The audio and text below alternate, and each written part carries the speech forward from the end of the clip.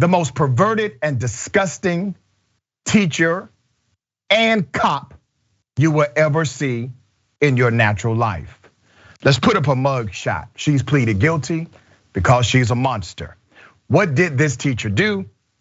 She has pleaded guilty to disturbing child sex crimes, including lacing cupcakes with her husband's sperm, and he was down with it, by the way, before feeding them to her students. That's the husband. He's a former deputy sheriff. Cynthia Perkins, let's go back to her. Cynthia Perkins, 36 years of age, is facing 41 years in prison after taking a plea deal on Monday in exchange for testifying against her now ex-husband, Dennis Perkins. This has a long and twisted, dark history.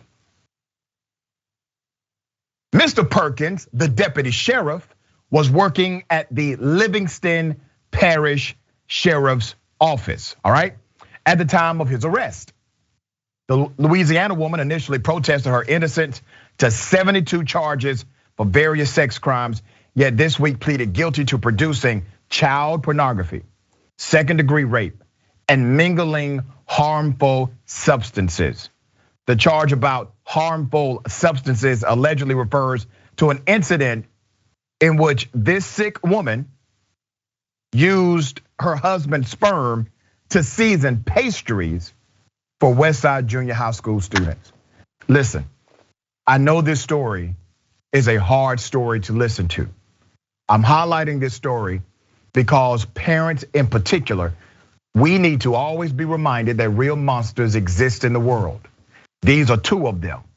The story gets even deeper. These three we thought were representative of what she had done, and by agreeing to the facts as we put them out on record, she prepared herself to testify against Dennis Perkins. That's according to the Assistant Louisiana Attorney General, Barry Milligan. Barry said that on Monday.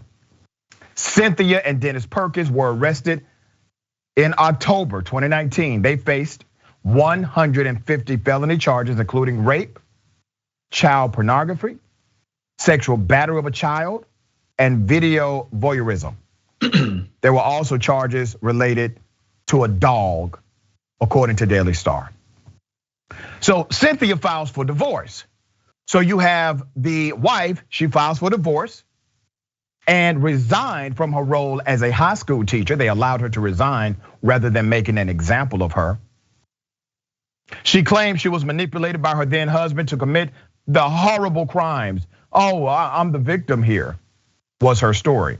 WBRZ reports Dennis Perkins was fired from the sheriff's department after the charges were brought. Now remember, they were under investigation, then the charges hit, and that's when they start losing and resigning from their jobs. So Cynthia Perkins was scheduled to face a trial by jury on Monday, which means the victims, these minors, which by the way are under 13 years of age, would have had to testify in the court of law. She was facing 72 years in prison. However, 68 of the remaining charges against her were dropped when she took a plea deal. She was given 40 years for second-degree rape, 30 years concurrent for sex crimes involving a juvenile under 13. That horrible human being will die in prison. Sperm-laced cupcakes. Incident hit her with 1 year sentence, all right? She got 1 year for that one. She has no possibility of parole after taking the deal, according to the Attorney General of the state.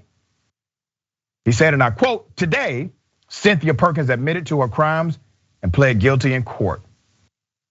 The AG further noted, she not only waived any right to appeal and attempt to avoid conviction, but she also spared the victims, talking about the children, from reliving her horrific crimes during this particular trial.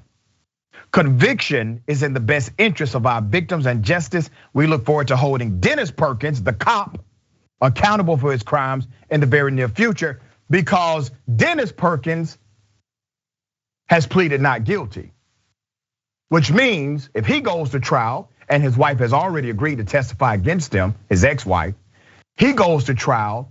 Those children, by law, they have to take the stand because he has a constitutional right to approach those that accuse him. Yet they eventually agreed to a deal, which was also okayed by the victim's family, talking about the ex-wife. They feel that this serves justice and better protects their children, said the attorney general. If the victim's family, if they are okay with this, that's cool. You always look to that, okay? Now, let's keep it all the way 100. Routinely, individuals who are monsters and perverts against our children in particular, they seek opportunities to affix their lives around children. They also look for opportunities to have public trust so that if there's an accusation against them, people in the community would say, oh no, never that person. I mean, that's an upstanding deputy sheriff. That's an award-winning school teacher. They're monsters all along. And let's be real, they have the complexion for protection. According to the narrative, they've been doing this for years and getting away with it. They're sick, and what they're getting, they don't deserve. They don't deserve the light sentencing of life in prison or to die behind bars, the way they victimize children. Now, these victims, they're gonna have to go through counseling, years of torment, years of pain. I'm hopeful that whatever comes out of this, as it relates to a settlement, as it relates to a lawsuit, that they are able to get the wraparound services they need because they were victimized by these two individuals who were paid by taxpayers. David, what are your thoughts about this case? I'm just horrified, and you took the words, I mean, literally. My concern is, look, clearly these are monsters. Clearly these are despicable people. I hope they are locked up. I agree that this seems like a light sentence. My concern in hearing this is for the kids. I mean, what is Louisiana, which is not known for being particularly good and trying to provide counseling and trying to help victims of crime, particularly if they're minorities. I mean, what are they doing for these kids to try to help them? I mean, that's where all of the focus and the resources in Louisiana should be. Throw away the key on these two jerks. But the kids, I mean, what are you doing to talk to them? How are you explaining this to them? What are you doing to make them somehow feel better? And again, I'm shocked also, just 1 year for the cupcake. I mean, can you imagine if a kid had done the reverse to a white teacher? Yep. You think that kid would have gotten away with just a year, maybe? No, that kid would have been sent to juvenile detention for a long time. So none of this makes much sense to me. And I just pray that there are people who are looking after those kids. You got to remember, David, these people are psychopaths. I mean, this is textbook definition psychopathic behavior. One was a school teacher, the other was a cop. All right, sit on that for a minute.